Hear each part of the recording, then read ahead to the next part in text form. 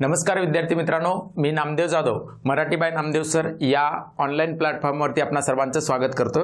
आणि आजपासून आपण गट ब आणि गट क मुख्य परीक्षा जी 2025 ची आहे, जी आता पुढे 26 मध्ये होणार आहे, त्यासाठी आपण PYQ सिरीज आपण चालू करतोय। या PYQ सिरीज मध्ये तुम्हाला जे अवघड प्रश्न असतात किंवा जिथे विद्यार्थ्यांनी काय करायला पाहिजे की फोकस करायला पाहिजे आणि ते शब्द किंवा ते प्रश्न आपण या YouTubeच्या माध्यमातून तुमच्यापर्यंत पोहोचवण्याचा, आणि विशेष म्हणजे प्रत्येक प्रश्नांमधली कंटेंट काय आहे, बरोबर आहे, त्याचे ट्रिक्स काय आहे, ओके, त्याची संकल्पना कोणती आहे, या सर्व गोष्टींचा आपण या PYQ सिरीजच्या माध्यमातून आपण पुढे जाणार आहोत। तेव्हा आपलं हे YouTube चॅनल जे आहे मराठी बाय नामदेव सर हे YouTube चॅनल नवीन कंटेंटसाठी, अवघड वाटणाऱ्या प्रश्नांसाठी आणि आपल्या परीक्षेमध्ये नाव झळकवण्यासाठी नक्की चॅनल सबस्क्राइब करा। माहिती आवडल्यास किंवा प्रश्न सोडवण्याची पद्धत आवडल्यास किंवा कंटेंट आवडल्यास, संकल्पना आवडल्यास नक्की मित्रांपर्यंत शेअर करायला विसरू नका। तर अधिक वेळ न घेता आपण प्रश्न घेतलेले आहेत, काही आता सुरुवात केलेली आहे। समजा मराठीच्या अभ्यासाला तुम्ही सुरुवात केलेली आहे आणि हे सुरुवात करत असताना मग मी साधारणतः अशाच पद्धतीचे प्रश्न घेतलेले आहेत की जेणेकरून तुमचा सिरियल वाईज म्हणजे अभ्यासक्रमावाईज तुमचे PYQ कव्हर व्हावेत। आणि जिथे जिथे तुम्हाला अडलेलं असतं, विशेषतः आता वाळंबे सरांच्या पुस्तकाच्या व्यतिरिक्त इतर नवीन पुस्तकांमधनं जे प्रश्न आलेले आहेत तिथे मग काय आपण फोकस करायला पाहिजे, कोणते रेफरन्स बुक वापरायला पाहिजेत, कोणते संदर्भ ग्रंथ आपण वापरायला पाहिजेत, त्यातली कुठली संकल्पना आहे, या सर्व गोष्टींच्या माहितीसाठी आपण आजपासून ही PYQ सिरीज आपण चालू करतो। याच्यामध्ये व्याकरण प्लस शब्दसंग्रह अशा दोन्ही पद्धतीची ही PYQ सिरीज असणार आहे। तेव्हा आपला अभ्यास योग्य दिशेने नेण्यासाठी आपल्या हे व्हिडिओ जे आहेत किंवा ही जी माहिती आहे तुमच्या अभ्यासाला नक्की दिशा देणार आहे। तेव्हा नक्की तुम्ही व्हिडिओला लाईक करत राहा आणि आवडल्यास नक्की कमेंट आणि शेअर करायला विसरू नका। तर अधिक वेळ न घेता मी चालू करतोय, पहिल्या प्रश्नाला चालू करतोय। मित्रांनो बघा, वर्णमालेत स्वतंत्र दंड असणारी व्यंजने किती आहेत? ओके, याच प्रश्नावरती डिपार्टमेंट PSI ला पडलेला प्रश्न आहे। याच प्रश्नावरती आता मागच्या वर्षी सुद्धा गट ब ला एक प्रश्न आला होता आणि तो प्रश्न जोडाक्षरावरचाच होता आणि तो प्रश्न र या जोडाक्षरावरचा। मी पुढच्या व्हिडिओमध्ये तो प्रश्न घेईलच, त्याच्याबद्दल आपण नक्की बोलणारच आहोत। पहिल्यांदा दंड असणारी व्यंजने किती? ओके, म्हणजे स्वतंत्र दंड असणारी व्यंजने असा प्रश्न आलेला आहे। म्हणजे तुम्हाला प्रश्न सोडवत असताना या कीवर्ड वरती तुम्हाला अधोरेखित करायचे किंवा त्याला गोल करायचे, आपल्याला सोडवायचे। सगळ्यात पहिले दंड शब्द जर दिसला, मी याच्यावरती एक खूप साऱ्या मुलांनी प्रश्न चुकलेला आहे, तो पुढच्या व्हिडिओमध्ये मी प्रश्न घेणारच आहे। अशा आणखीन काही प्रश्न याच व्हिडिओमध्ये घेतलेले आहेत। पण पहिल्यांदा बघा, दंड असा उल्लेख जर असेल, बघा र वरचा प्रश्न आठवत असेल, त्याच्यावरची जी माहिती आहे ती मी पुढच्या व्हिडिओमध्ये घेणारच आहे। दंड जर असा उल्लेख प्रश्नामध्ये असेल मित्रांनो, तर 100% समजून जायचं तो शब्द, तो प्रश्न कशावरती आहे? जोडाक्षरावरती आहे। कशावरती आहे? जोडाक्षरावरती। मी पेन बदलतो एक मिनिट। कशावरती आहे मित्रांनो? तर जोडाक्षरावरती प्रश्न आहे। मग आता स्वतंत्र दंड असणारी व्यंजने किती? तर जोडाक्षराचे प्रकार किती आहेत मित्रांनो? तर हे एकूण 5 प्रकारामध्ये मोडतात। ती 5 प्रकार कोणकोणती? तर बघा, नीट लक्ष द्यायचंय। क जो आहे, क याच्यामध्ये इकडून व्यंजन आहे, इकडून व्यंजन आहे आणि हे मध्ये दंड आहे, म्हणून याला म्हणतात मध्ये उभा दंड असणारी व्यंजने। ओके, कोणती? मध्ये उभा दंड असणारी, ओके, दंड असणारी व्यंजने। मग आता यामध्ये जे व्यंजन आहेत आपले, बरोबर आहे की ते सगळे व्यंजन, ज्या व्यंजनाच्या मध्ये तुम्हाला उभा दंड दिसतं, उभा दंड मध्ये उभा दंड दिसतं, ती सगळी मध्ये उभा दंड असणारी व्यंजने आहेत। आपल्याला विचारलंय स्वतंत्र उभा दंड असणारी व्यंजने कोणती? स्वतंत्र। त्याच्यानंतर ख जे आहे, ख हा आहे, ख जो आहे इथे व्यंजन आहे आणि याच्या शेवटी असा दंड आहे, त्यामुळे याला म्हणायचं ओके शेवटी उभा दंड असणारी व्यंजने। शेवटी उभा दंड असणारी व्यंजने, ओके, शेवटी उभा दंड असणारी व्यंजने। त्याच्यानंतर हा ग जो आहे, तो ग व्यंजन इथे आहे आणि दंड इथे आहे, दंड इथे आहे आणि या व्यंजनाला हे स्वतंत्र आहे, म्हणजे याला चिटकून नाहीये, ओके, मग स्पर्श करून नाहीये, म्हणून याला म्हणायचं स्वतंत्र उभा दंड, ओके, उपादंड असणारी व्यंजने। ओके, मग आता स्वतंत्र उपादंड असणारी म्हणजे ज्या व्यंजनाच्या शेवटी स्वतंत्र उपादंड आहे अशा व्यंजनावरती हा प्रश्न आलेला आहे। मग आता असे एकूण किती व्यंजन आहेत आपल्या मराठीमध्ये? तर त्यामधला पहिला आहे एक कोणता? ग, दुसरा आहे कोणता? न, आणि तिसरा आहे कोणता? श। आता हा प्रश्न जरा जुना आहे, ओके, आता याला लिहिण्याची पद्धत वेगळी आहे, मी बॅच मध्ये हे सगळं सविस्तर सांगितलेलं आहे। म्हणजे ग, न आणि श असे तीन व्यंजन काय आहेत, स्वतंत्र दंड असणारी व्यंजने आहेत, शेवटी स्वतंत्र दंड असणारी व्यंजने आहेत. ओके, तर आता या प्रकारचा इथे तीन उभा स्वतंत्र दंड असणारी व्यंजने विचारली गेलेली आहेत. तर मध्ये दंड असणारी व्यंजने सुद्धा विचारले जाऊ शकतात, शेवटी दंड असणारी व्यंजने सुद्धा विचारली जाऊ शकतात आणि याच्यावरचाच अर्धा दंड असणारी व्यंजने सुद्धा विचारली जाऊ शकतात. म्हणून आता हे बघा, हे तीन झाले आणि त्याच्यानंतर ड हा व्यंजन जो आहे, या ड या व्यंजनामध्ये काय आहे तर अर्धा दंड आहे, अर्धा दंड आहे, अर्ध व्यंजन आहे, म्हणून याला म्हणायचं अर्धा दंड असणारी व्यंजने. त्याच्यानंतर एक सर्वात महत्वाचा म्हणजे सर्वात शेवटचा व्यंजन म्हणजे तो म्हणजे कोणता, र, याला दंड नसलेले व्यंजन, दंड नसलेले व्यंजन. म्हणून एकूण जोडाक्षरांचे प्रकार किती पडतात तर 5 प्रकार पडतात मित्रांनो. कोणते कोणते, मध्ये उपादंड असणारं व्यंजन, शेवटी उपादंड असणारं व्यंजन, शेवटी स्वतंत्र उपादंड असणारं व्यंजन, अर्धा दंड असणारं व्यंजन आणि दंड नसलेले व्यंजन. ओके, या दंड नसलेल्या व्यंजनावरती एक खूप छान प्रश्न मागच्या वर्षी परीक्षेला आलेला आहे, तो मी पुढच्या व्हिडिओमध्ये नक्की घेणार आहे. त्यामुळं आता या प्रश्नाचं उत्तर आहे किती, 3. उत्तर किती असणार आहे, 3. चला दुसरा प्रश्न घेऊया. ओके, हा, आता शुद्ध लेखन नियमानुसार योग्य शब्दांचा पर्याय निवडायचा आहे. शुद्ध लेखन, आता हे शुद्ध लेखनाचे जे प्रश्न आहेत, ओके, कुठे पडलेले आहे सांगा, राज्यसेवेला पडलेला आहे. कुठे पडलेला आहे, राज्यसेवेला प्रश्न पडलेला आहे. आणि असेच शुद्ध शब्द, मग शुद्ध शब्द किंवा शब्दसंग्रहाचा अभ्यास करत असताना आपण नेमकं कुठून करतोय, सेपरेट हा भाग करायचा तर असतोच. ओके, पण तत्पूर्वी तुम्हाला तुमच्या व्याकरणामध्ये कोणकोणते, तर व्याकरणामध्ये शुद्ध शब्दासाठी संधी हा घटक आहे, समास हा घटक आहे, सामान्य रूप घटक आहे, लिंग विचार आहे. लिंग विचाराचा अभ्यास करत असताना फक्त लिंगाचे 3 प्रकार, वचनाचा अभ्यास करताना वचनाचे 3 प्रकार, विभक्ती सामान्य रूपाचा अभ्यास करताना असताना फक्त सामान्य रूपाचे प्रकार, असं नाही मित्रांनो. ओके, तर या 4 घटकातून शिवाय समास हा घटक आहे, शिवाय शब्दसिद्धी हा घटक आहे, या सगळ्या घटकातून तुम्हाला शुद्ध लेखन आणि शब्दसंग्रहाचा, वाक्प्रचार, म्हणी या सगळ्या शब्दसंग्रहाचा तुम्हाला अभ्यास करता येतो. मी त्यावरचे सुद्धा प्रश्न इथे घेतलेले आहेत आणि म्हणून हे सगळे प्रश्न कशा पद्धतीने कोणत्या घटकामधून व्याकरणातला सोडवता येतात यासाठी व्हिडिओ पूर्ण बघा आणि पूर्ण बघून व्यवस्थित तुमचा कंटेंट डेव्हलप करायचा आहे तुम्हाला. ओके, चला, तर शुद्ध लेखन नियमानुसार योग्य शब्दांचा पर्याय कोणता. आता हा प्रश्न जो आहे तो प्रश्न आपल्या संधीमध्ये कव्हर होतो. कुठल्या संधीमध्ये, तुम्हाला आठवतं का, विसर्ग संधीमधला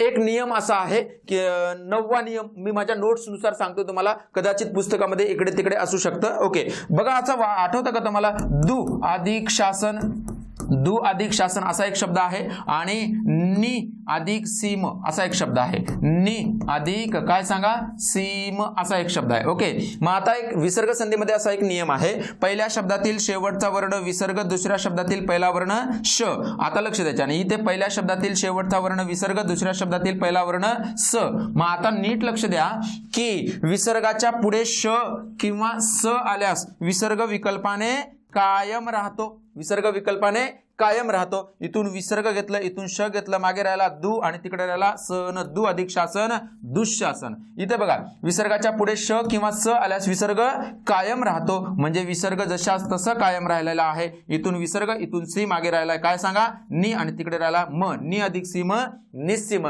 सेम प्रश्न आहे हाच इथपर्यंत. नीट लक्ष द्यायचे, या शब्दांमध्ये तुम्हाला विसर्ग दिसतोय, 100% विसर्ग दिसतोय. विसर्गाच्या पुढे कोण आलेला आहे, इथे स आलेला आहे. ओके, म्हणजे विसर्ग 100% कायम राहणार आहे. यस, आणि इथे सुद्धा विसर्ग, मातोश्री शब्द नाही, नीट लक्ष द्यायचा, हा शब्द चुकीचा आहे, लक्षात घ्यायचे. आणि संधी पासून बनलेला प्रत्येक शब्द म्हणजे स्वर संधी, व्यंजन संधी आणि विसर्ग संधी, या 3ही संधीपासून बनलेला प्रत्येक शब्द हा शुद्धच असतो, लक्षात ठेवायचं आहे. म्हणून नियमानुसार जो शब्द शुद्ध असतो, बनलेला असतो संधीच्या नियमानुसार, तो शब्द शुद्ध तुम्हाला लक्षात ठेवायचा आहे. म्हणून संधी हा घटक केवळ वर्ण जोडून, शब्द जोडून चालत नाही, त्याच्यातून आपल्याला शब्दसंग्रह हा घटक कव्हर करता आलं पाहिजे. ओके, मातोश्री म्हणत असताना असा ओ होणारच नाहीये, कारण मातोश्री मध्ये मातू मूळ शब्द आहे आणि पुढे श्री मध्ये काय आहे, श अधिक र आहे, अधिक ई आहे, लक्षात ठेवायचे. म्हणजे विसर्गाच्या पुढे कोण आलाय,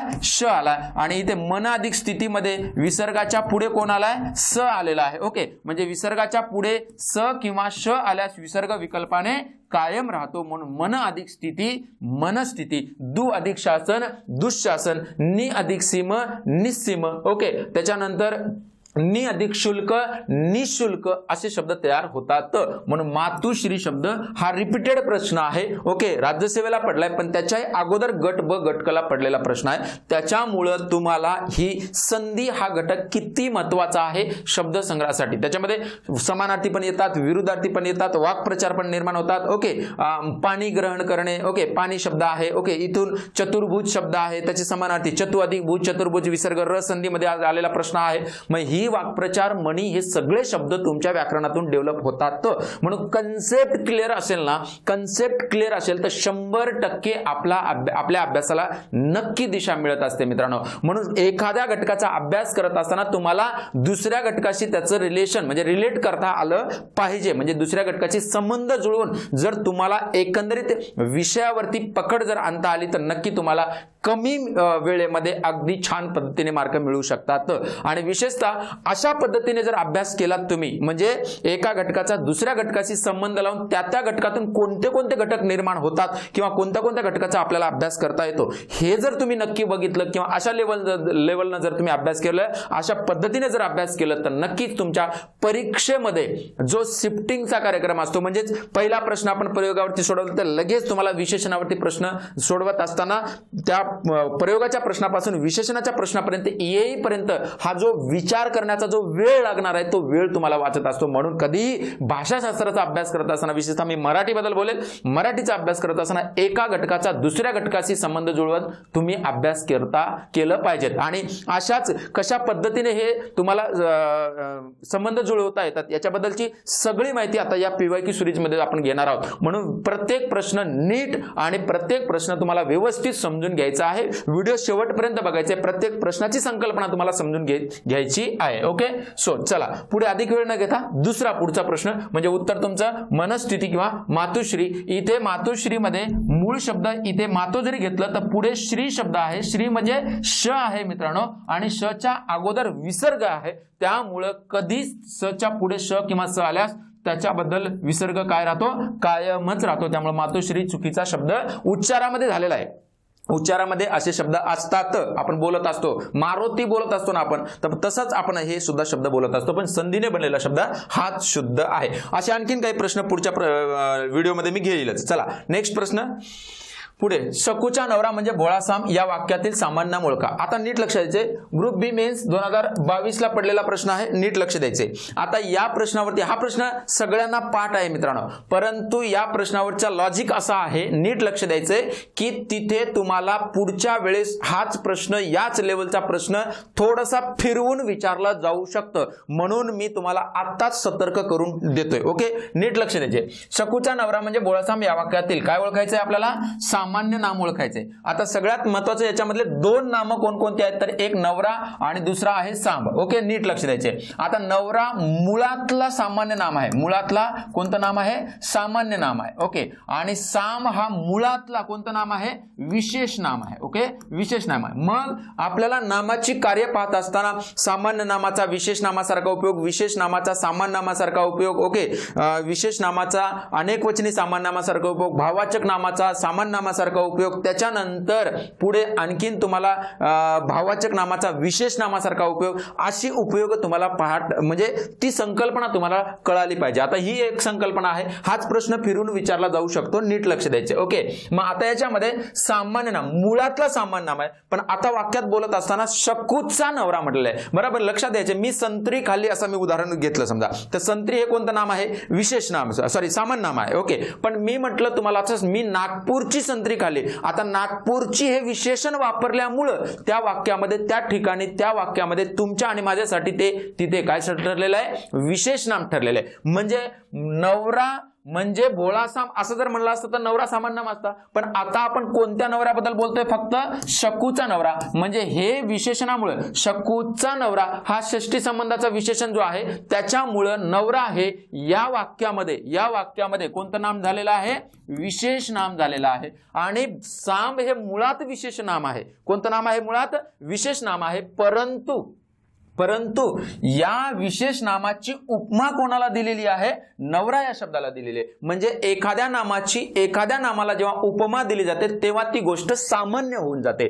म्हणून या वाक्यामधलं सामान्य नाम आहे कोणतं सांगा? सांब. आता हाच प्रश्न थोडासा पलटून म्हणजे थोडासा वेगळ्या पद्धतीने विचारला जाऊ शकतो. या वाक्यामधलं विशेष नाम असं ओळखा जर म्हटलं तर विशेष नाम तुम्ही साम म्हणायचं नाहीये. तर विशेष नाम कोणा? या वाक्यामधलं नवरा आहे. कोणामुळे विशेष झालाय? तर हा शकूच्या शब्दामुळे विशेष नाम झालेलं आहे. म्हणून प्रश्न रिपीट होऊ शकतो पण प्रश्नाचं स्वरूप बदलू शकतं. म्हणून पुढच्याच टेक्स्ट मागच्या शाणा म्हणल्यासारखं तुम्हाला मी सतर्क करून सोडतोय. म्हणून अशा कन्सेप्च्युअल गोष्टीसाठी तुम्ही आपला व्हिडिओ नक्की इतरांपर्यंत पोहोचवा आणि माहिती आवडत असेल तर नक्की तुम्ही लाईक आणि कमेंट करू शकता. 100% करायचंय. आणि विशेष म्हणजे अशाच नवीन माहितीसाठी किंवा सगळ्या संकल्पनासाठी आपलं मराठी बाय नामदेव सर हे ऍप्लिकेशन डाउनलोड करा. याच्यामध्ये वर्गात जे शिकवलं जातं जशाच तशी बॅच रेकॉर्ड करून आपण ऍपवरती टाकतो. त्यामुळे सगळ्या संकल्पना आपल्या 100% क्लिअर होणार आहेत. त्यामुळे ऑनलाईन बॅच जॉईन करण्यासाठी तुम्ही नक्की माझं मराठी बाय नामदेव सर हे ऍप्लिकेशन डाउनलोड करा. तुम्हाला त्याच्यावरती सगळ्या बॅचेस मिळून जातील. ओके, पुढचा प्रश्न. चला, योग्य विग्रह केलेला पर्याय निवडा. आता संधीवरचा प्रश्न आहे. ओके, ग्रुप बी ला पडलेला प्रश्न आहे. नीट लक्ष द्यायचं. सदाचार मध्ये नीट लक्ष द्यायचे. व्यंजन संधी असेल तर व्यंजन संधीमध्ये 3च व्यंजन जोडाक्षरामध्ये आलेले असतात. एक तर क वर्गा म्हणजे पहिलं, ओके, त्याच्यानंतर क ख ग तिसरं आणि अनुनासिक. ओके, कोणतं? अनुनासिक. मग आता लक्षात द्यायचे याच्यामधला द हा जो व्यंजन आलेला आहे, द हा व्यंजन जो आलेला आहे तो काय आलेला आहे? तर त थ द तिसरं व्यंजन आलंय. म्हणजे 100% तृतीय व्यंजन संधी आहे. आणि तिसरं व्यंजन हे मृदू व्यंजन आहे. नीट लक्ष द्यायचं. मग मृदू व्यंजन कधी असतं? तर नीट लक्ष द्या. जेव्हा प्रथम व्यंजन संधीमध्ये पुढे कठोर जर आला असेल, म्हणजे 5 वर्गातील व्यंजनाच्या पुढे कठोर आला तर मागच्या व्यंजनाबद्दल सुद्धा कठोर व्यंजन आलेलं असतं. 5 वर्गातील व्यंजनाच्या पुढे मृदू म्हणजे स्वर किंवा मृदू व्यंजन जर आला असेल तर मागच्या व्यंजनाबद्दल सुद्धा मृदू व्यंजन येतं. पण कितवं? तिसरं. आणि पुढच्या 5 वर्गातील व्यंजनाच्या पुढे अनुनासिक व्यंजन जर आला असेल, अनुनासिक आला असेल तर मागच्या व्यंजनाबद्दल सुद्धा अनुनासिक व्यंजन येत असतं. म्हणून नीट लक्ष द्यायचंय. आता लक्ष द्यायचंय इथे द बदलून आलेला आहे म्हणजे पुढे मृदू आहे, पुढे काय आहे? मृदू व्यंजन आहे. आणि मागे 5 वर्गातलं आहे. मग मागे द ज्या वेळेस बदलून आलेलं आहे तर त्याच्याच वेळेस त्याच्या पाठीमागे त्याच्याच वर्गातलं पहिलं कठोर व्यंजन असतं. म्हणून सक्त अधिक पुढचा शब्द आहे कोणता सांगा? आचार. आता संधी साधायचे. संधी साधत असताना आपण काय करत असतो? पहिल्या शब्दातील शेवटचा वर्ण त, दुसऱ्या शब्दातील पहिला वर्ण कोणता? आ. पहिल्या 5 वर्गातील कठोर व्यंजनाच्या पुढे स्वर किंवा मृदू व्यंजन आल्यास या पहिल्या व्यंजनाच्या जागी याच्या वर्गातलं तिसरं व्यंजन येतं. मग त वर्गातलं तिसरं व्यंजन कोणतं आहे? त थ द. म्हणून त थ द. पुढे कोण आहे सांगा? आ आहे. मग द अधिक आ काय झाला? दा झालेला आहे. ओके, मग दा जोडले, ही झाली आपली संधी. हे स्टेप सुद्धा परीक्षेला विचारलेले आहेत. असे सुद्धा प्रश्न मी पुढच्या व्हिडिओमध्ये घेणार आहे. इथून त खाली घेतलं, इथून आ खाली घेतलं, मागे करायला स आणि तिकडे करायला चार. सत अधिक आचार सदाचार शब्द शुद्ध झालेला आहे. आणि याचा आपल्याला विग्रह विचारलेला आहे. 100% द येणारच नाही, कारण तृतीय व्यंजन संधीमध्ये मागे कठोर व्यंजन पाहिजे आणि पुढे मृदू पाहिजे. ओके, त्यामुळं द हा मृदू आहे, इथे कठोर पाहिजे, त्यामुळं हा पर्याय येणार नाही. सत अधिक आचार पर्याय म्हणजे ब बरोबर आहे. ओके, सदाचार मध्ये तर द ची फोड केली तर तुम्हाला आ निघतं, त्यामुळे हे येणारच नाही, कारण व्यंजन संधी आहे. व्यंजन संधीमध्ये पहिला वर्ण व्यंजन असतो, दुसरा वर्ण व्यंजन किंवा स्वर असतो. ओके, सच्च अधिक आकार. आता इथे जरी कठोर आला असेल तर मग या कठोरच्या जागी तिसरं मृदू यायला पाहिजे, कारण पुढे मृदू आलेला आहे. म्हणून इथे च छ ज येईल. आणि पण शब्द कोणता तयार झालेला आहे? आपला सदाचार तयार झालेला आहे. म्हणजे 100% मागे तच असणार आहे. म्हणून उत्तर फक्त ब बरोबर पर्याय क्रमांक 2 उत्तर असेल. ओके, चला पुढचा प्रश्न. नाम, सर्वनाम, विशेषण, क्रियापद हे कोणत्या प्रकारचे शब्द आहेत? ओके, कोणत्या प्रकारचे शब्द आहेत? तर आपल्या शब्दांच्या एकूण 8 जाती. त्यापैकी पहिल्या 4 जाती ज्या आहेत, नाम, सर्वनाम, विशेषण ही आणि क्रियापद, हे 4 जाती विकारी आहेत. यांनाच आपण सव्ये असं म्हणतो. आणि उरलेल्या 4 जाती जी आहेत, क्रिया विशेषण आवे, शब्दयोगी आवे, उभयनवी आवे आणि केवळ प्रयोगी आवे, या अविकारी जाती आहेत. त्यांनाच आपण अव्यय असं म्हणतो, त्यांनाच आपण अविभक्तिक सुद्धा म्हणतो त्यांना, आणि विकारी जातीला आपण सविभक्तिक सुद्धा म्हणत असतो. म्हणून याचं उत्तर आहे काय, बी. ओके, डिपार्टमेंट STI ला पडलेला 2014 ला. मग याच्यावरती हा प्रश्न का घेतला, इतका सोपा प्रश्न का घेतला, कारण याच्यावर अवलंबून असलेला आत्ता पडलेला करंटमध्ये 2-3 वर्षामध्ये 2 वर्षामध्ये पडलेला प्रश्न आहे. तो आता याच्यामध्ये या व्हिडिओमध्ये आला असेल किंवा पुढच्या व्हिडिओमध्ये येईलच. म्हणून एक एक सिरियल वाईज तुम्हाला सगळं कंटेंट डेव्हलप करण्यासाठी तुम्हाला मी हे प्रश्न घेतोय. ओके, चला पुढचा प्रश्न.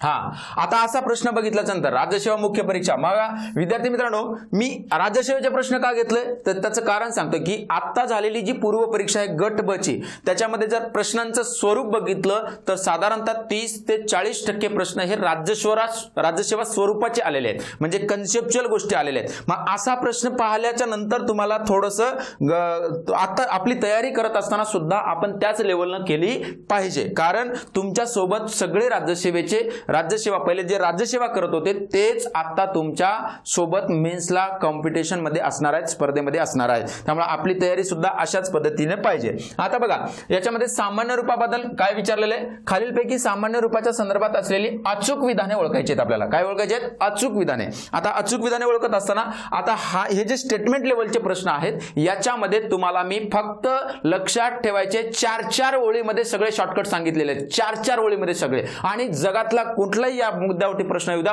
तो प्रश्न 100% सुटतोच. कसा ते लक्ष द्यायचं. ओके, एकारांत पुल्लिंगी नामाचे सामान्य रूप वाकारांत होते. मला एकारांत पुल्लिंगी शब्दामध्ये फक्त 5 ते 6 शब्द पाठ ठेवायचे आहेत, स्त्रीलिंगी शब्दामध्ये सुद्धा 5 ते 6 शब्द पाठ करायचे आहेत, आणि नपुंसक लिंगीमध्ये सुद्धा तुम्हाला 4च शब्द पाठ करायचे आहेत. याच्यावरती तुमचा लिंग विचार हा पण टॉपिक कव्हर होतो, वचन विचार हा पण टॉपिक कव्हर होतो, आणि सामान्य रूप हा सुद्धा टॉपिक कव्हर होतो, आणि त्याच्यावरती सगळे प्रश्न सुटत असतात. आणि तुम्हाला जर वाटत असेल की अशा प्रश्नांची माहिती तुम्हाला पाहिजे असेल तर तुम्हाला याच्या अगोदर मी व्हिडिओ घेतलेला आहे, डेमो सेशन सुद्धा घेतलेले आपल्या चॅनलवरती उपलब्ध आहे, ते पण बघू शकता. एकारांत पुल्लिंगी. आता एकारांत पुल्लिंगी नाम आपल्याला माहिती पाहिजे. एकारांत पुल्लिंगी शब्द कोणता आहे, साने. ओके, कोणता शब्द आहे, साने गुरुजी. ओके, जी आडनावं होती, जी विशेष ख्याती असलेल्या पुरुष मंडळींची जी आडनावं होती ती पुल्लिंगी समजली गेलेली आहेत. ओके, त्याच्यावर 2 प्रकारचे प्रश्न आलेले आहेत आतापर्यंत, ते पाहू आपण. ओके, साने या शब्दामध्ये काय आहे सांगा, ए आहे, म्हणजे एकारांत पुल्लिंगी नाम आहे. याचं सामान्य रूप करत असताना त्याचं काय होतंय म्हणा, वाकारांत. मग आता या शब्दाला आपल्याला विभक्तीचा प्रत्यय लावायचा, सान्यानी. हे झालं विभक्तीचं रूप. विभक्तीच्या रूपामध्ये विभक्तीचा प्रत्यय सोडून उरलेलं जे असतं त्याला सामान्य रूप असं म्हणतात. मग इथे सानेचं काय झालंय, सान्या झालेलं आहे, म्हणजे इकडे काय आलंय सांगा, या आलाय. आपल्याला काय दिले याच्यामध्ये, पर्यायामध्ये काय दिलेलं आहे, वाकारांत, म्हणजे चुकीचं आहे, म्हणजे ए स्टेटमेंट स्टेटमेंट तुमचं काय झालंय, चुकतंय. ओके, त्याच्यानंतर आकारांत स्त्रीलिंगी नामाचे सामान्य रूप एकारांत होते म्हटलेलं आहे. आकारांचं काय होते म्हटलेलं आहे, एकारांत होते म्हटलेलं आहे. मग आता आकारांत स्त्रीलिंगी शब्द मला पाठ पाहिजे. आकारांत स्त्रीलिंगी शब्द कोणता आहे, शाळा. ओके, शाळा शब्दाला याच्यात शेवटचा स्वर बघितलं तर कोणता आहे, आ आहे. ओके, याचं सामान्य रूप करायचं, सरळ याला विभक्तीचा प्रत्यय लावायचा. ओके, काय होईल सांगा, शाळेत. ओके, हे झालं विभक्तीचं रूप. विभक्तीच्या रूपामध्ये विभक्तीचा प्रत्यय सोडून, ओके, विभक्तीचा प्रत्यय सोडून उरले काय सांगा, शाळे. काय आला शेवटी सांगा, ए, म्हणजे आचा काय झालेला आहे, ए झालेले. म्हणजे आकारांत स्त्रीलिंगी नामाचे सामान्य रूप एकारांत होते, म्हणजे ब स्टेटमेंट तुमचं काय आहे, करेक्ट आहे, म्हणजे बरोबर आहे. त्याच्यानंतर इकारांत नपुंसकलिंगी नामाचे सामान्य रूप याकारांत होते म्हटले. इकारांत कोणत्या लिंगी, नपुंसकलिंगी नामाचं सामान्य रूप याकारांत होते असं सांगितलेलं आहे. मग आता इकारांत नपुंसकलिंगी शब्द तुम्हाला पाठ पाहिजे. इकारांत नपुंसकलिंगी शब्द कोणता आहे, पाणी. ओके, आता पाणी शब्दाला विभक्तीचा प्रत्यय लावायचा तुम्हाला. पाणी शब्दामध्ये शेवटचा स्वर ई आहे. ओके, ई आहे, आणि पाणीच काय होणार आहे सांगा, पाण्यात. म्हणजे विभक्तीचा प्रत्यय सोडून जे रूप उरतं त्याला काय म्हणतात, सामान्य रूप म्हणतात. मग याच्यामध्ये शेवटी काय आलाय, या आलेला आहे. म्हणजे 100% इकारांत नपुंसकलिंगी नामाचं सामान्य रूप याकारांत होते, म्हणजे क स्टेटमेंट सुद्धा काय आहे, करेक्ट आहे. मित्रांनो, अशा पद्धतीचे संकल्पनात्मक माहिती तुम्हाला माहिती पाहिजे. म्हणजे ब आणि क कुठं, पर्याय क्रमांक 2 मध्ये याचं उत्तर आहे. ब व क बरोबर अचूक असा प्रश्न आलाय. ओके, त्यामुळे अचूक विधाने ओळखाय सांगितलेले. चला पुढचा प्रश्न, खालीलपैकी चुकीची वाक्य सांगा. आता हा प्रश्न का घेतलाय, कारण याच प्रश्नावरती तुम्हाला आता मागच्या 24-23 मध्ये काही प्रश्न पडलेले आहेत. पुढच्या व्हिडिओमध्ये घेणारच आहे मी प्रश्न, पण पहिल्यांदा सोपे सोपे, नंतर हळूहळू तुमचे अवघड प्रश्न घेणार आहे. ओके, शब्दांच्या जाती किती आहेत सांगा? 8 जाती आहेत. शब्दांच्या जाती म्हणजेच काय? शब्दांचे कार्य लक्षात ठेवायचे. ओके, आणि शब्दांचे कार्य, शब्दांचे जात आणि म्हणजेच शब्दांचे काय सांगा? प्रकार. हे तिन्ही शब्दांचा अर्थ एकच आहे. कोणकोणत्या? जात, कार्य आणि प्रकार. मग शब्दांची जाती किती एकूण? शब्दांचं जे काम असतं तेच शब्दांचं कार्य असतं, शब्दांचं कार्य जे असतं तेच शब्दांची जात असते, शब्दांचं काम असतं, शब्दांचा प्रकार असतो. ओके ओके, लक्षात द्यायचे. शब्दांच्या जाती 8 आहेत, म्हणजे शब्दांच्या जाती 8 आहेत, बरोबर आहे. शब्दांची कार्य 8 आहेत, कार्य म्हणजे जाती, बरोबर आहे ते पण. ओके, एकच शब्द निरनिराळ्या वाक्यात एकच कार्य करतो, चुकीचं विधान आहे, कारण एक शब्द निरनिराळ्या वाक्यामध्ये निरनिराळ्या प्रकारची कार्य करतो. अशी वाक्य सुद्धा परीक्षेला आलेली आहेत. ओके, तू त्या राजपुत्राला वर, याच्यामधल्या वर शब्दाला क्रियापद सांगितलेलं आहे आणि ते बरोबर आहे. आणि त्याच्यानंतर वराने वधूला वरले, म्हणजे वराने, आता इथे नवरदेव म्हणजे इथे नामाचं कार्य करतं. किंवा दशरथाने कैकेयीला 2 वर दिले, तिथे वरला अधोरेखित केले, नामाचं कार्य करतं. म्हणजे एकच शब्द वेगवेगळ्या वाक्यामध्ये निरनिराळ्या वाक्यामध्ये निरनिराळी कार्य करत असतो आणि त्याचा अर्थ सुद्धा, जात बदलली तर अर्थ बदलत नाही, चुकीचं आहे. जात बदलली तर अर्थ बदलतो. ओके, शब्दाची जात बदलली तर शब्दाचा अर्थ सुद्धा बदलत असतो. म्हणजे काय विचारलंय? चुकीची वाक्य सांगा म्हटलेले. ओके, चुकीची वाक्य सांगा म्हटलेले, म्हणजे हे येणार नाही, हे येणार नाही, कारण हे बरोबर आहे. त्यामुळे चुकीची वाक्य क आणि ड, पर्याय क्रमांक 4 उत्तर असणार आहे. यस, प्रश्न नीट वाचलं पाहिजे, तेव्हा याचं उत्तर तुम्हाला कळतं. पुढीलपैकी व्याकरणदृष्ट्या शुद्ध शब्द कोणता ते अचूक सांगा. शुद्ध शब्द, आता हा प्रश्न कुठून कव्हर होतो? शुद्ध शब्दाचा प्रश्न, समानार्थी शब्दाचा प्रश्न मित्रांनो मी वारंवार सांगत असतो, खूप वेळेस सांगत असतो की तुम्ही व्याकरणाचा अभ्यास करत असताना, मराठीचा अभ्यास करत असताना मित्रांनो 100% तुम्ही एका घटकाचा दुसऱ्या घटकाशी संबंध लावून तुम्हाला अभ्यास करणं गरजेचं असतं, तेव्हा तुमच्या त्या विषयावरती पकड येत असते आणि आत्मविश्वास वाढतो. आणि एकदा आत्मविश्वास वाढला की मग परीक्षेमध्ये तुम्हाला अगदी कमी वेळेमध्ये पेपर सोडवता येतो. नाहीतर मराठीला 46-47 मार्क मिळतात, पण ते 47 मार्क घेण्यासाठी तुम्ही जर 35 मिनिटं लावत असाल तर तुमचं काही याच्यामध्ये शिजणार नाही. लक्षात ठेवायचं, आपल्या 30 मिनिटं जे आहेत ना मराठीचे, आपला हक्काचा विषय आहे आणि या हक्काच्या विषयाचे आपल्याला किमान 5 मिनिटं वाचवता आले पाहिजेत. म्हणजे 25 मिनिटात प्रश्न सुटले पाहिजेत आणि उरलेले 5 मिनिटं जे ते इंग्लिशला देता आले पाहिजेत, जेणेकरून आपल्याला संपूर्ण पेपर कव्हर होतो. आता हा शब्द जो आहे, हा प्रश्न जो आहे तो कोणत्या घटकातून कव्हर होतो? तर सामान्य रूप. ओके, कोणत्या घटकातून? सामान्य रूपातून कव्हर होतो. संयुक्त गट ब मुख्य परीक्षा 2019 ला पडलेला प्रश्न आहे, नीट लक्ष द्यायचे. आता काय होतं बघा, सामान्य रूपामध्ये कसं कव्हर होतं, नीट लक्ष द्यायचे. ओके, समजा कवी शब्द संस्कृत मध्ये रसवंत आहे. ओके, आणि संस्कृत, मधु शब्द संस्कृत मध्ये रसवंत आहे. ओके, मधु शब्द संस्कृत मध्ये रसवंत आहे. ओके, ई आणि उ संस्कृत मध्ये रस्व आहेत. काय आहेत? ई आणि उ संस्कृत मध्ये रस्व आहेत. ही संस्कृत मध्ये रस्व असलेली शब्द मराठीत लिहिताना कशी लिहावी लागतात? दीर्घांत लिहावी लागतात. कशी? दीर्घांत, म्हणजे ई आणि उ उकारांत लिहावी लागतात. ओके, म्हणजे मराठीमध्ये तुम्हाला कवी शब्द असा लिहावा लागतो. ओके, माझ्या नोट्स मध्ये तुम्ही काढून बघा, मी सामान्य रूपाच्या नियमामध्ये नियम क्रमांक 4 VIMP करून दिलेला आहे. ओके, आणि याच्यावरती दरवेळेस परीक्षेला प्रश्न पडतो. पशु पक्षी प्रश्न पडलेला आहे. ओके, मागच्या परीक्षेला पडलेला आहे पशु पक्षी शब्द, आणि याच नियमातून तो कव्हर होतो. इथे तुम्हाला कव्हर झाला की मग संपला, वेगळं काही करायचं नसतं मित्रांनो. 70 ते 80% शब्दसंग्रहाचा अभ्यास तुमच्या व्याकरणातून होतो आणि हे प्रूव्ह करण्यासाठी मी सगळ्या बॅच मध्ये सगळ्या गोष्टी सांगितलेल्या आहेत. ओके, दीर्घांत, आता लक्ष द्यायचे. मग मधु शब्द संस्कृत मध्ये रसवांत, मराठीत लिहिताना दीर्घांत, म्हणून याचं सामान्य रूप होत असताना सुद्धा कसं होतं? दीर्घांतच होतं. कवीने, आणि इथे सुद्धा मधुने, म्हणजे याचं सामान्य रूप सुद्धा दीर्घांतच होतं. परंतु असे शब्द जोड शब्दात पूर्वपदी आले असतील आणि तिथे संधी झालेला नसेल तर मग मात्र पुन्हा तो रस्व होतो. म्हणजे कविराज शब्द जोड शब्दामध्ये पूर्वपदी आल्यास पुन्हा तो काय होतो? रस्व होतो. म्हणून मधुचंद्र शब्द तुम्हाला असं लिहावं, मधुचंद्र शब्द असं लिहावा लागेल. समजलं का? ओके, जोड शब्दात पूर्वपदी आला तर पुन्हा तो रस्व होतो. मग आपल्याकडे शुद्ध शब्द मराठी कवी मधु आणि कविराज मधु. मग कवीश्वर मध्ये काय येणार नाही, कवीश्वरचा वी काय आहे, दीर्घ आहे, कारण इथे संधी झालेली आहे. इथे संधी न होता सामासिक शब्द तयार होतो. ओके, लक्ष द्यायचे. इथे कवी अधिक ईश्वर, कवीश्वर, कवी मधला ई, ईश्वर मधला ई झाला दीर्घ ई. ओके, इथे कवीश्वर शुद्ध शब्द असा असणार आहे, कारण ते स्वर संधीने बनलेला आहे. पण इथं असं नाहीये, कवी आणि राज याच्यामध्ये संधी झालेली नाही, मधु आणि चंद्र याच्यामध्ये संधी झालेली नाही. मग असाच प्रश्न आहे, नीट लक्ष द्या. मृत्यू शब्द, ओके, मृत्यू शब्द संस्कृत मध्ये कसा, रस्व. ओके, मराठीत लिहिताना कसा लिहावा लागेल, मृत्यू दीर्घ. ओके, आणि हा जोड शब्दात पूर्वपदी आला तर पुन्हा कसा होईल, रस्व. मृत्यू पत्र.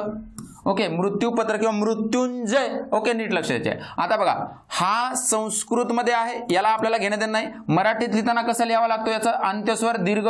ओके, जोड शब्दात पूर्वपदी आला तर पुन्हा कसा होईल तो, रस्व. मग असाच शब्द दिलेला आहे तुम्हाला, आता लक्ष द्यायचे. मृत्यू. ओके, मृत्यू संस्कृत मध्ये रस्वांत, जोड शब्दात पूर्वपदी आला पुन्हा रस्वांत आहे, बरोबर आहे. मृत्यूपत्र जोड शब्दात काय, संस्कृत मध्ये रस्वांत, मराठीत तेवढाच शब्द लिहिताना दीर्घ, जोड शब्दात पूर्वपदी आला पुन्हा रस्व, हे पण बरोबर आहे. आता मृत्यू शब्द हा बरोबर आहे का, हा जर रस्वांत लिहिले, मराठीतला अंत्यस्वर ई आणि वाह नेहमी दीर्घ लिहावा, लक्षात ठेवायचे. त्यामुळं हा प्रश्न काय होतो, चुकतो. आणि चौथा पर्याय त्यांनी सर्व बरोबर दिलेला आहे. पहिल्या कीने उत्तर सर्व बरोबर दिलेलं होतं, त्याच्यामुळं इथे मृत्यू जर समजा असा शब्द असता, ओके, मृत्यू असा असता, दीर्घ असता, तर मग मात्र उत्तर काय आला असता, सर्व बरोबर आला असतं. पहिल्या कीने तुम्हाला बरोबर दिलेलं होतं, पण त्याच्यानंतर हा प्रश्न 3 नंबरचा पर्याय चुकीचा दिलेला आहे, त्याच्यामुळं हा प्रश्न काय झालेला आहे, रद्द झालेला आहे. ओके, तुम्ही पाहू शकता. कधीचा प्रश्न आहे, संयुक्त गट ब मुख्य परीक्षा 2019 चा प्रश्न आहे. हा प्रश्न रद्द केलेला आहे. त्याच्यामुळं कशामुळे रद्द केलेला आहे, तर 3 नंबर पर्याय चुकीचा आहे, त्याच्यामुळे रद्द केलेला आहे. ओके, म्हणजे अशा कन्सेप्ट तुमच्या क्लिअर असल्या पाहिजेत. चला पुढे, वास्तव. हा आता ह्या व्याख्या आहेत, ह्या व्याख्या का बरं दिलेल्या, हा प्रश्न इतका सोपा मी का बरं टाकलाय, त्याचं कारण सांगतो की केवळ तुमच्याकडे जे संदर्भ ग्रंथ आहेत त्या संदर्भ ग्रंथातून असे प्रश्न कव्हर होत नाहीत. ही दामलेंची व्याख्या आहे. ओके, त्यामुळे तुम्हाला सगळ्या संदर्भ ग्रंथांचा एकत्रित अभ्यास असल्या म्हणजे एकत्रित नोट्स तुम्हाला वापरणं गरजेचं आहे मित्रांनो. ओके, मला लक्ष द्यायचे. वास्तव म्हणजे प्रत्यक्ष अथवा मानस सृष्टीतील इंद्रियगम्य आणि मनोगम्य. ओके, मानस सृष्टीचे प्रत्यक्ष अथवा अप्रत्यक्ष. ओके, प्रत्यक्ष किंवा अप्रत्यक्ष. ओके, आणि मनोरम्य वस्तू ज्या शब्दांनी बोधित होतात. ओके, प्रत्यक्ष आता अप्रत्यक्ष, प्रत्यक्ष किंवा अप्रत्यक्ष. ओके, वस्तूंची नावे म्हणजेच काय होत असतं, नाम असतं, त्याच व्याख्येचं स्वरूप हे आहे. ओके, म्हणजे याचं उत्तर आहे काय सांगा, नाम. वस्तू जिथे जिथे, वस्तू असा शब्द जिथे जिथे दिसेल तुम्हाला समजून जायचं, ती व्याख्या नामाची आहे. कोणाची आहे, नामाचीच व्याख्या आहे. कारण वस्तू म्हणजे व्याकरणात व्यक्ती, प्राणी, पक्षी, पदार्थ, विश्वात तुम्हाला जे काही ओळखायला येतं म्हणजे बोधित होतं, ते 100% तुमचं काय असणार आहे, नाम असणार आहे मित्रांनो. ओके, त्यामुळे ही व्याख्या आहे काय, नामाची व्याख्या आहे. ओके, म्हणून दामलेंच्या व्याख्या सुद्धा तुम्हाला पाठ असणं गरजेचं आहे. ओके, पुढे लेखन नियमानुसार शुद्ध शब्द ओळखायचे. इथे कुठून प्रश्न कव्हर होतोय हा सांगा, STI मेन्स 2016 पडलेला प्रश्न आहे. ओके, आता खूप वेळेस दिसण्यावरून जात असतो आपण. ओके, याच्यामधला मूळ शब्द आहे कोणता, तर पहिला शब्द आहे कोणता, अभि. कोणता आहे, अभि अधिक काय सांगा, इष्ट. ओके, अभि अधिक इष्ट. पहिल्यांदा या शब्दाची संधी सोडायची आहे आपल्याला, संधी साधायची. पहिल्या शब्दातील शेवटचा वर्ण भ मधला ई, इष्ट मधला ई. ओके, ई किंवा ई पुढे ई किंवा ई आल्यास दीर्घ ई होतो. मागे राहिला काय सांगा, भ. भ अधिक ई काय झाला, भी. कोणता, दीर्घ ई. दीर्घ तो स्वरसंधी आहे. इथून खाली बी घेतलं, इथून खाली ई घेतलं, मागे करायला सांगा अ आणि तिकडे करायला सांगा ष्ट. अभि अधिक इष्ट, अभिष्ट. आणि पुढे चिंतन शब्द जोडलेला आहे, संपला विषय, चिंतन. मग अभि अधिक इष्ट, अभिष्ट, अभिष्ट अधिक चिंतन बरोबर अभिष्ट चिंतन. कोणत्या पर्यायामध्ये बरोबर आहे, अभिष्टचा बी 3 नंबर पर्यायामध्ये. आता बघा इथे षटकोणाचा शामर्गाचा ष दिलेला आहे, इथे अभिष्टचा बी रस्व दिलेलं आहे, त्यामुळे इथे येणार नाही. इथे सुद्धा अभिष्टचा बी रस्व दिलेला आणि पुढे ठ पण दिलेलं आहे, त्यामुळे हे येणार नाही. उत्तर पर्याय क्रमांक 4. कुठून आले, सॉरी 3. कुठून आलेला प्रश्न आहे हा, संधीमधून. मग आता अभि अधिक इष्ट, अभिष्ट आपण संधी साधलो ना, पण संधी साधत असताना केवळ शब्द जोडणं हा संधी भाग नाही. ते तर येतं कोणाला पण, ते तर जोडता येतं कोणाला. कार्य अधिक आले, कार्यालय, हे काय अवघड आहे का, पण आता तो काळ गेलेला आहे, त्याचे असे प्रश्न परीक्षेला येत नाहीत मित्रांनो. समजलं, येस. पुढे खालीलपैकी कोणत्या गटातील शब्दांची रूपे अनेक वचनी होताना बदलत नाहीत? मी काय सांगितलं तुम्हाला? सगळ्यात पहिल्यांदा तुम्हाला वचन या टॉपिकवरचा अभ्यास करत असताना किंवा याच्यावरचे प्रश्न सोडवत असताना याचं तत्व माहितीये का तुम्हाला? नाही, आपण डायरेक्ट शब्द करत असतो, तसं नाही करायचंय. वचनावरती प्रश्न आल्याच्या नंतर तुम्हाला एकच गोष्ट करायची आहे, ती म्हणजे अशी गोष्ट करायची आहे की कुठल्याही शब्दाचं वचन ठरवत असताना पहिल्यांदा त्या शब्दाचं लिंग ओळखायचंय. काय ओळखायचंय? लिंग ओळखूनच मग तुम्हाला वचन करायचंय. मग कोणत्या गटातील शब्दांचं अनेक वचन होत नाही असं म्हटलेलं आहे? आता पहिल्यांदा पुस्तक कोणतं वचनी आहे? सॉरी, कोणतं लिंग आहे? नपुंसक. ते एक पुस्तक, तर ती अनेक काय सांगा? पुस्तके. याच्यामधलं बदलतं. ओके, मग आपल्याला अनेक वचनी रूप होत असताना बदलत नाही असं विचारलंय, नसलेले विचारलं. म्हणजे हे बदलतं. तो एक फळा, ते अनेक फळे, ती एक भाकरी, त्या अनेक भाकऱ्या, ती एक इमारत, त्या अनेक इमारती. त्यामुळे हे बदलतं. वासरूचं लिंग कोणतं आहे? नपुंसक लिंग आहे. ओके, ते एक वासरू, तर ती अनेक काय? वासरे. बदलतं. त्यामुळे हे बदलतं. ओके, त्यामुळे हे येणार नाही. ओके, येणार नाही. ओके, येणार नाही, ब येणार नाही. आसवे, जळवा. ओके, आणि गाणे, ते एक गाणे, ती अनेक गाणे. बदलतं. त्याच्यानंतर काका. आता वचनामध्ये तुम्हाला 5 शब्द जर पाठ ठेवले तर 6वा शब्द अपवाद मध्ये काका, मामा, दादा, काका. ओके, ह्याचं प्रतिष्ठार्थी बहुमानार्थी शब्द जे असतात त्यांचे वचन बदलताना त्यांच्या रूपामध्ये बदल होत नाही. हा पण प्रश्न आलाय. ओके, लक्षात द्यायचे. विधानात्मक प्रश्न आलेला आहे. एक काका तर अनेक काका. ती एक शाळा, तर त्या अनेक काय सांगा? शाळा. ओके, याच्यामध्ये शेवटचा स्वर कोणता आहे सांगा? आ. इकडे काय झालाय सांगा? आ. ओके, आकारांत स्त्रीलिंगी नामाचं अनेक वचन आकारांतच होते. मग असं पण स्टेटमेंट परीक्षेला येऊ शकतं. ओके, तो एक उंदीर, तर ते अनेक उंदीर. तो एक देश, तर ते अनेक देश. याच्यामध्ये बदलत नाही, बदलत नसलेलंच विचारलंय आपल्याला. तो एक गुरुजी, ते अनेक गुरुजी. तो एक कवी, ते अनेक कवी. ते एक पाणी. आता बघा, ते एक पाणी, तर ते अनेक, ती अनेक पाणीच. ओके, नपुंसक लिंगी शब्दामध्ये तुम्हाला अपवाद मध्ये पाठ ठेवायचे 3 शब्द. कोणकोणते? पाणी, लोणी, दही. लक्षात ठेवायचे. तो एक पाऊस, तर ते अनेक पाऊस. म्हणजे हे पण बदलत नाही, म्हणजे क आणि ड बदलत नाही. क व ड बरोबर. पर्याय क्रमांक 4 उत्तर आहे मित्रांनो याचं. ओके, चला पुढचा प्रश्न. शब्दजातींचे प्रमुख प्रकार किती? आता याच्या अगोदर पण तुम्हाला विकारी आणि अविकारीचा प्रश्न आला. प्रमुख प्रकार विचारलेले आहेत. प्रमुख प्रकार हे तुम्हाला दामलेनी करून दिलेले आहेत. प्रमुख प्रकार 2 आहेत. एकूण शब्दांच्या जाती किती आहेत? 8. त्याच्यामध्ये प्रमुख 2 आहेत. कोणत्या? विकारी आणि अविकारी. त्यांना सविभक्तिक आणि अविभक्तिक असं सुद्धा म्हणतात. अव्यय आणि सव्यय असं म्हणतात. म्हणून प्रमुख जाती किती आहेत? 2 आहेत. प्रमुख प्रकार किती आहेत? 2. शब्द जातींचे प्रमुख प्रकार 2 आहेत मित्रांनो. ओके, आता या प्रश्नावरती सुद्धा बघा, ग्रुप सी ला पडलेला आहे, गट क ला पडलेला आहे, 2023 ला पडलेला प्रश्न आहे. आता क्ष आणि ज्ञ याच्यामध्ये आपण दिसण्यावरून जात असतो. क्ष ज्ञ आपल्याला डोक्याला हॅम्बरिंग झालेलं असतं की 100% क्ष ज्ञ दिसले की विशेष संयुक्त व्यंजन, विशेष संयुक्त. तसं नाही, प्रश्न नीट लक्षात द्यायचे. क्ष मध्ये फोड केली तुम्ही तर क्षची जर फोड केली तर क अधिक श अधिक अ, व्यंजन अधिक स्वर काय असणार आहे? जोडाक्षर. आणि ज्ञची जर फोड केली तर द अधिक न अधिक य अधिक अ. बरोबर आहे. व्यंजन अधिक स्वर बरोबर जोडाक्षर. ज्या वेळेस तुम्हाला हे क्ष आणि ज्ञ हे असे हलंत दिसतात, काय दिसतात? हलंत दिसतात, त्याच वेळेस ते काय असणार आहे? विशेष संयुक्त व्यंजन असणार आहेत. काय असणार आहेत? संयुक्त व्यंजन. व्यंजन म्हणजे पाय लंगडा असेल तर 100% ते काय असणार आहे? व्यंजन असणार आहे मित्रांनो. समजलं? इथे लंगडा दिलाय का? नाही. म्हणजे 100% हे काय आहेत सांगा? जोडाक्षरे आहेत. आता इतर प्रश्न काय येत नाही सांगा? इतर पर्याय काय येत नाहीत? कारण क श हे कठोर आहेत, त्यामुळे मृदू व्यंजन येणारच नाही. व्यंजन तर नाहीच आहे ते, पण तरी पण पर्याय तुम्हाला सांगतोय. ओके, महाप्राणामध्ये क्ष जर बघितलं तर क अल्पप्राण आहे, श महाप्राण आहे, त्यामुळे हे येणार नाही. ओके, आणि किंवा इकडे बघायचे द न य हे सगळे अल्पप्राण आहेत, त्यामुळे हे येणार नाही. ओके, महाप्राण. कठोर मधला हा कठोर आहे दोन्ही, परंतु हे काय आहेत सांगा?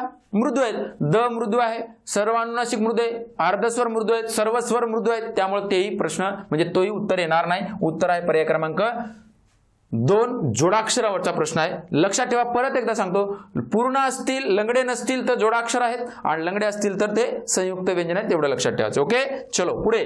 देवी अधिक औदार्य या शब्दाची संधी सोडायची आहे. ओके, 2 शब्द घ्यायचे. संधी साधत असताना काय करतो मी, नीट लक्षात द्यायचं. मी 4 स्टेप मध्ये तुम्हाला संधी शिकवत असतो आणि 4चे स्टेप परीक्षेला विचारलेले आहेत मित्रांनो. ओके, असे पण प्रश्न मी तुम्हाला पुढे घेतलेले आहेत, लक्षात ठेवायचे. पुढच्या व्हिडिओमध्ये ध्यान द्या.